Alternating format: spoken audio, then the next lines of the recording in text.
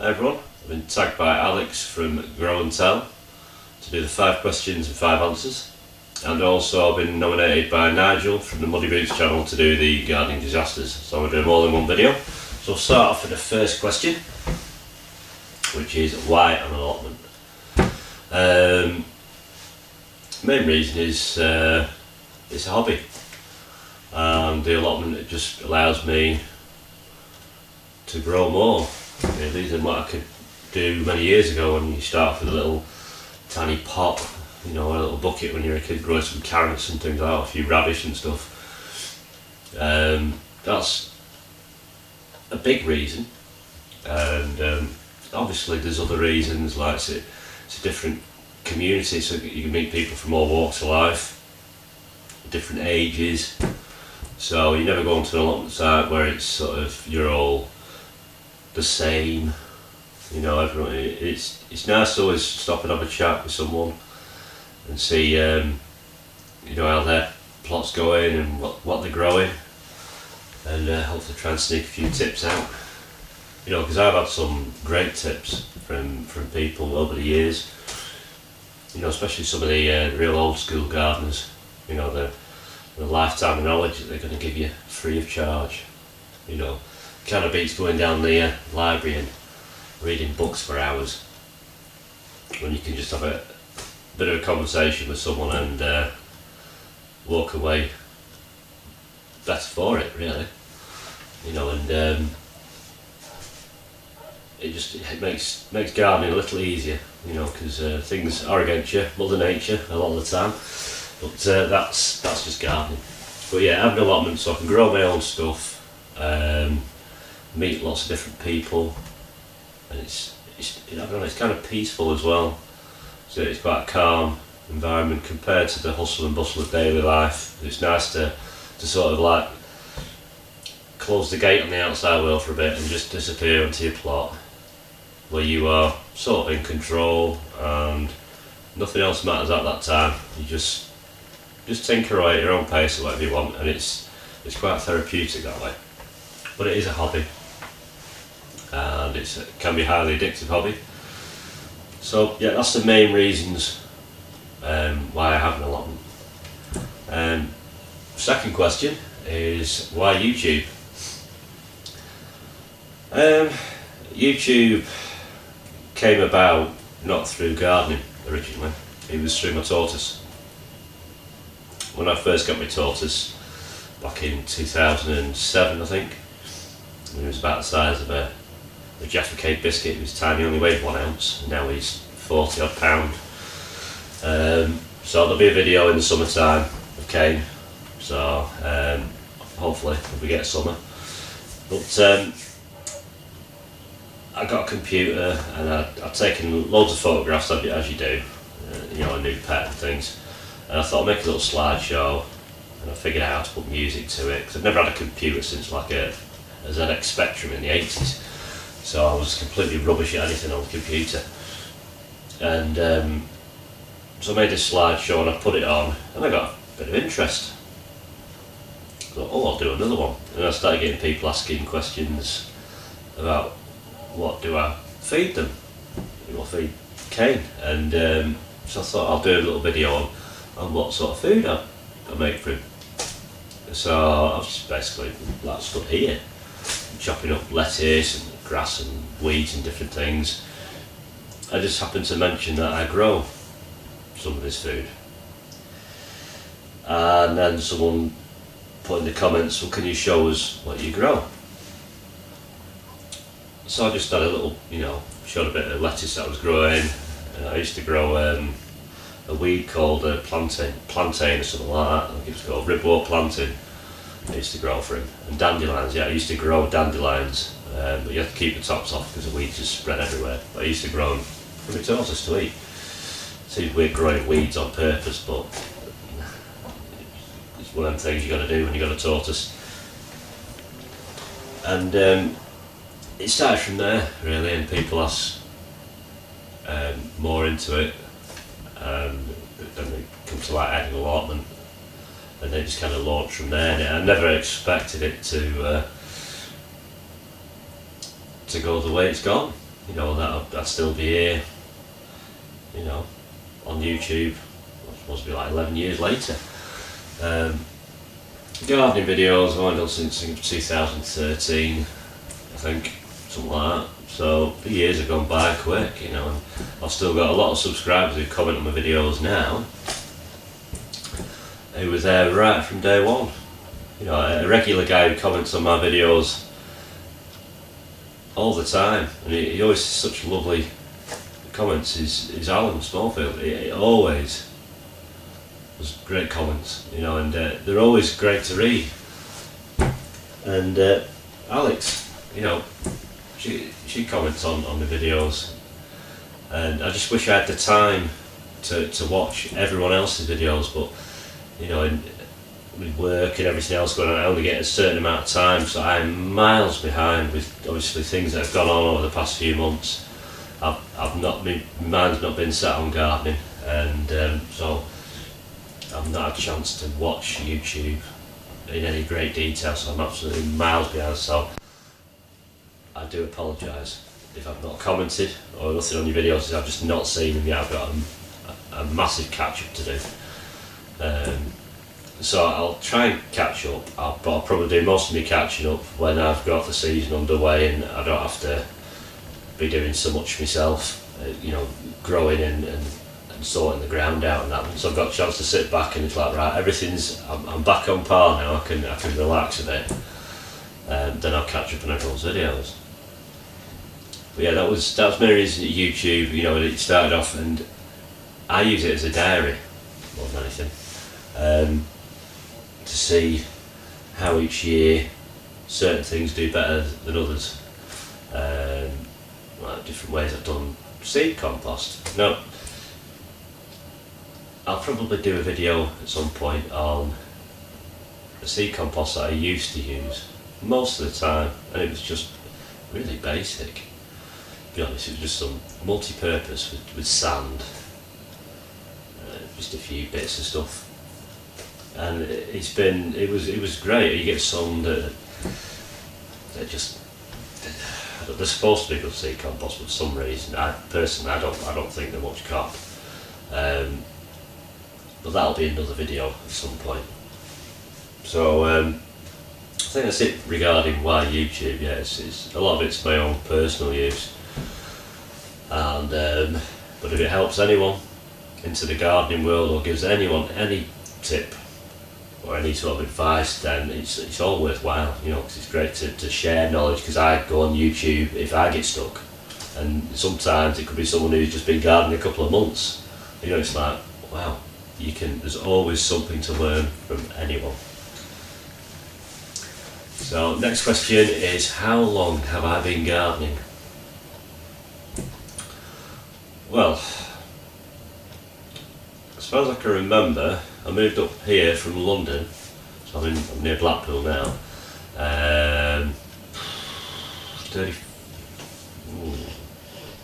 37 years ago. So I'd probably say about 35 years ago was my first gardening memories of, because when we moved up here, the back garden was a tip, and it was quite a big back garden. It's like over 100 foot long, you know, and it was just rubble and rubbish out all over the place.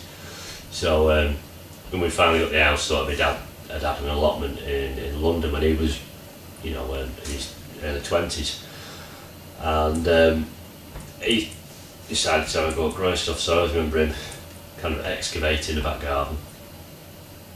I mean, I've seen my dad dig some deep holes. I've seen him where I've not been able to see him. He's actually using ladders to come up and down. We're trying to, because there was a load of bindweed, and I was remembering piles of roots all over the place. We were there teasing him out, but I think patience was saying to do that. But and I remember being out there, and he'd be showing me how to hill up potatoes, because we used to get potatoes off the milkman back then, and they always used to save some, and he'd be planting them. And the big tall white flowers, which I now know are onions that have gone to seed. There was always a time when, I think it was one of my uncles, said he liked radish.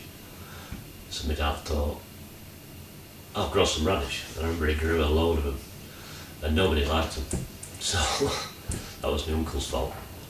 So Pete, if you're watching, I think he wasted a bit of the gardening year there, but never mind. So I've been gardening a long time, but I have taken some time out, obviously being a kid, and then you go through your teenage years and you explore different hobbies and different interests, you know, and obviously fishing. I've always done fishing for as long as I've been gardening. I've never actually had a big break from fishing. I've always done the fishing. I'd probably say fishing is my primary hobby, you know, and obviously gardening, because they're outdoors, you know, you've been cooped up inside all the time, it drives you mad. So, so yeah, I like the outdoors. But yeah, gardening most of my life, really. But doing it proper, probably 12 years. This last 12 years, you know, I've gone more varied, and started to produce a good quantity of crop. So yeah, I think that answers that question as best as I can. Right, so what are my favourite things to grow? I don't know whether I have a favourite things. I probably have different favourite things, usually the ones that go okay. But for me personally, my favourite thing to grow would be, I don't know, I still like growing potatoes. For some reason, so you put that, you know, like one, I've got some seed potatoes, it's one potato, put it in the ground, and it's like that treasure thing you tip out, you know, and if it's in a bucket or a pot, you know, it's in the ground, you turn the ground over, you had a good year, and there's all these potatoes come flying over. Because it's one of the first things that you harvest as well, you know, after the spring, you get into May, June, and you think, oh, a sneaky peek, and you turn one over and you think, oh great, spuds there. It kind of gets you in the mood for what's to come. And well, I like tomato plants as well, you know. They kind of fascinate me, tomato plants, because you get a tomato and you cut it in half and you scoop out on these little tiny seeds, and in one tomato, the amount of seeds that are in one tomato can grow so much. It's you know, it's crazy. You know, you think, you know, of one tomato plant you can get a good yield, you know. So you think in some tomatoes there could be hundreds of seeds in it, or 100 seeds, you know, and that's you can store them and they last ages, you know. So it is beneficial to store your own seeds, you know, if you can. Obviously there's the thing with the F1 thing, but you know, that's a whole different subject. But for a general seed, you know, peas, you go out there, oh, I've left them peas a bit long on the pods, you know, on some of them, save them. It'd be seeds for the following year. You know, you don't have to keep buying seeds. If you can get to at least trying to at least 1/3 of your seeds are your own, is you'll notice a difference. You know, if you went and got your own peas and then shop bought seed ones, and you probably notice that yours would germinate a lot better than the shop ones, and they do a lot better because they're being grown in the same environment that they were offspring from. So they kind of get a tolerance to your conditions. My conditions at my plot are wet, open and exposed, and the ground is very, very poor, apart from the no-dig beds, which is why I went no-dig. What things do I grow? I try to grow as many different things as I can, but yet that is viable. You know, there are things like, there was a reason why I grew asparagus. I'm not a big fan of asparagus, but because I put a certain amount of time and effort into creating the asparagus bed, and I grew it, you know, for a different reason, I've kept it, you know, and I will carry on until I see it's not viable to do anymore. I've nothing else that I want to put in its space just yet, so I'll leave it be, and I'll harvest it. And I do eat some, and it's not so bad. I'm not, you know, it's not my favourite, but it's not so bad. You know, and a friend of mine, he likes asparagus, so he has a lot of my asparagus. Because to be honest, you need to be on it, because when it starts growing, you need to be on it pretty quick, because it grows so quick. Courgettes I grow. They're another thing that once they start, they chuck out loads of them. You know, it's surprising. You can pay a fortune for courgettes in the winter months, and yet in the summertime you're moaning that it won't stop pumping out veg. It's crazy, but there's cabbages, and all the brassica family, onions and garlic and leeks, parsnips. There's so many things over the years. You know, I've done trees. I've done like plum trees, pear trees, apple trees.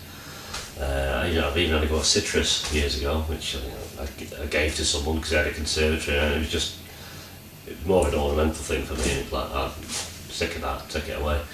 I'll do something else. And you know, I've grafted fruit trees, messing about like with the buds, or you know, splicing it and just leaving it to the bark. But that was just experimenting and learning things, and it was like, okay, I've succeeded with that. Next sort of challenge, you know, because you need to sort of challenge yourself, otherwise you can, I don't know, it becomes too routine and it's not interesting then. So there always has to be some element of experimentation going on, whether it's just a random pot on the ground and growing something to experiment with. You know, I've always said, if you've got a space, fill it, because if you don't, Mother Nature will, and it'll stick a big dirty weed there. So if you've got space for a bucket, later in the year, pop a spud in it and grow your sweet potatoes for next year, provided they don't get blight. So it's just them options. But I've no limit to what I'll grow. You know, if I see something, I'll give it a go. You know, and but yeah, I'll have a go at anything. You know, the fruits, the strawberries, the raspberries, the blueberries. You know, and they're the ones I kind of stick with because they do all right. So I think that answers all 5 questions, more or less. I've probably missed some bits out, I don't know, but I could be here for hours, you know, because there's so many years and just hundreds and hundreds of memories. So I have to nominate 5 people now, and I don't know if you've done them already, because I'm a bit behind on your videos. There are a few that I've just popped on and thought, oh, you know, usually if you've commented or something like that, I'll click on and see what you're up to recently. I'll say it's just been hit and miss a lot, because recent months and everything's just so busy all at once at the moment. So my nominations are Mike Hurdis.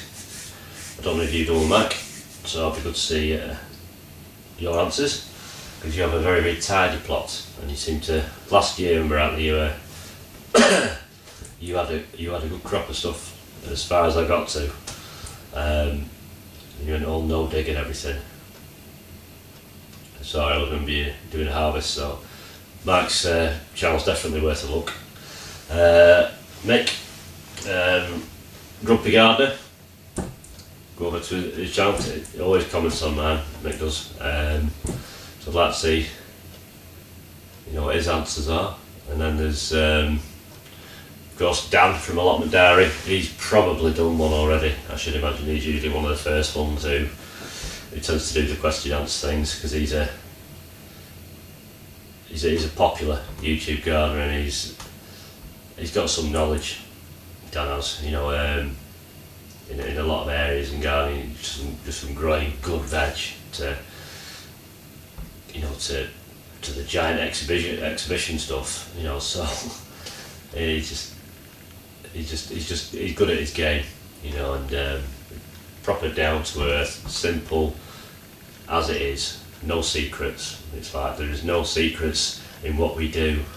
It's not a competition as such, you know. It's just a case of, this is what I do, this is what I have to show failures as well, because it's how it is in gardening. You can't plant a seed and then they all like tell you where it's all glorious and that. It's like, I planted it and it's gone wrong, and that's just the way gardening goes. Well, Dan does his the same. He's exactly the same as that. It just says it as it is. Billy the Lawn Gardener, I think you posted one up around January. I watched a bit of it about, you were going to say what you had planned for this year. You know, I like Bill because he's got an approach to it, and you work with what you've got. If you can salvage certain things and use things in a minimalistic sort of way, where you're not having to outlay loads of money, because not all of us have got a load of money. You know, and I don't see the point if it became not cost effective for me to grow my own veg. I probably would choose a different hobby. It would be hard because you get involved in it that much. You think, no, I do this to save some money as well. So you know, so you do it as cheap as possibly can. You know, and Bill's channel kind of he has some good crops, and like us all, we have some bad ones. But he does it on such a sort of salvageable way. It's proper allotment, old school style. You know, it's like, what can I grow there? What can I use for this and that? You know, and that's a great sort of mindset to be in for a lot of things. Because the thing is, with a lot of YouTube gardeners, the video qualities are great. You know, and they're all edited. That's time consuming, and that's not, you know, there are some of them that are good at that, you know, but we're not presenters, we're just gardeners, and we're not, you know, video engineers. We're just like, this is me gardening. If it's any use for you to watch it and you're picking anything up, then great, you know. Like I said, I use mine for a diary, and if anyone picks up any tips from it, great. One more nomination. Probably Richard from Rich T. And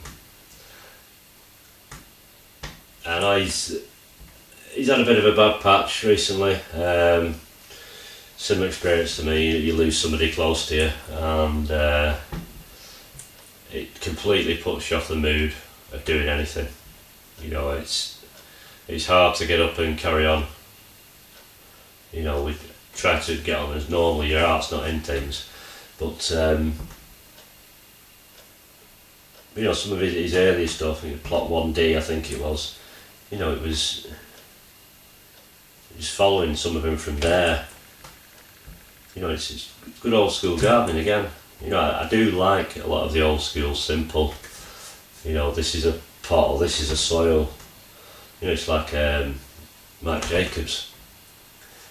He's got a lot of plot, you know, and his style of gardening is that kind of traditional. You know, where I don't mind doing a square foot. If I've got a gap, I'll go to square foot gardening. If I've got a row, I'll go conventional. But there's no set way for anything. You know, I think YouTube's good for that. You can just watch 10 different YouTubers and see 10 different methods. So I think that's my 5 nominations. That's Allotment Diary, Dan, Billy the Lawn Gardener, Mick Watson the Grumpy Gardener, Mike Hurdis, and Richard. So that's the 5 questions and my 5 nominations. So the final one is the Gardening Disasters, and that was nominated by Muddy Boots, Nigel. So I think we've all had disasters, many of them in some way or another. But the worst one that springs to mind for me, well, I'll tell you one that was actually a few years ago. It was actually sowing some sweet peas for my mum, and I've got this big massive seed tray, and I remember I put a plank of wood across 2 chairs in the kitchen, and I put my seed tray on that, and I filled it all up, and I sowed all the seeds, and then I caught, as I stood up, I caught the chair leg, and the chair moved out and the plank of wood went down, and the lot just tipped all over the floor. And I thought, oh, and you know, I didn't bother re-sowing any for about a week. It done me head in. I just saw all that time I'd taken to get it all nice and neat for my mum to look after, and I just got to boshed it all up. So that was one disaster. But me one of my frustrating disasters was on the old allotment site. One particular year, I couldn't say what year it was, could have been 2011, something like that. I always remember there was 99 potatoes I planted. And I always remember I grew Morris Pear that year. And there was King Edwards, and I think we were growing Pelton Crown back then, Duke of Yorks. And so I had like 11 rows with 9 each row. And I planted them sort of towards the end of March. Anyway, they started coming through. The weather was particularly wet that year, but some of them came through, and I thought, oh, the others will start coming. Well, they didn't. So I had this sort of, what it was, 17 foot by, I think it's probably about 30 foot area with little odd dotted potato plants everywhere, because the other ones are just rotted off under the ground.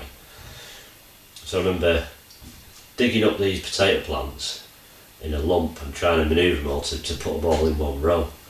So I managed to do it, and then I decided to start trying to replant more spuds then, which was another failure, which I'll come to in a minute. So I grouped all the viable excuse me, viable potatoes up to the top end of the plot. Onion sets were in, happily growing away. And then we had like horrendous rain, and on the old site it used to be on a bit of a slope, south-facing slope, which was quite good. But the top where the farmers was a big pond, and one particularly it burst its banks, and I'd been away fishing for a few days. When I come back, I thought I need to go to the plot, and when I got there, I had a gravel path then. I walk along the path, and I just seen this water flying across my plot. Only an inch too deep, but it was like, I thought, oh God, there's water flowing across my path. And I remember stood with this water rushing around my feet and under my wellies, and it was just going in between potato, in between the mounds, it was just flying through. And I could see some of my potatoes where it was washed some of the, something all gone, you know, they'd gone rotten. My onions were just underwater. So they were knackered, they were. So that year, I've been lucky if I managed to salvage about £10 of spuds here. I was lucky. No onions, none. I think I managed to salvage some like in my brassicas, a lot of the lower growing stuff that just got waterlogged, and I think whatever slugs didn't get washed away hitched a safe place up in the brassicas, like they do usually, and started to think, oh, I'm quite happy here, I'll stay here, I'll just bore a hole into the middle of cauliflower. But yeah, that particular year was one of them that you kind of think, you stood there looking at it and think, why am I doing this? You know, yeah, that year was a bit of a wasted season. But that's gardening. So regarding the nominations for the gardening disasters, I would say I'm going to nominate the same 5 that I have done for the question and answers. So again, that's Richard, Rich T, Mike Curtis, Mick, Grumpy Gardener, Billy the Lawn Gardener, and of course Dan, the Allotment Diary. So I'll put the links to all their channels in the description below. So I'm hoping they watch this video, or when it gets around to them that I've tagged them or nominated them, because I'll put this on to upload, and I'm going to be busy for a good few days, so I'm not going to get a chance to really get on and do anything. But I will be doing some more videos soon, because I need to start pricking things out, because some seedlings have come up at last. So thanks for watching, take care, I'll see you next time, bye.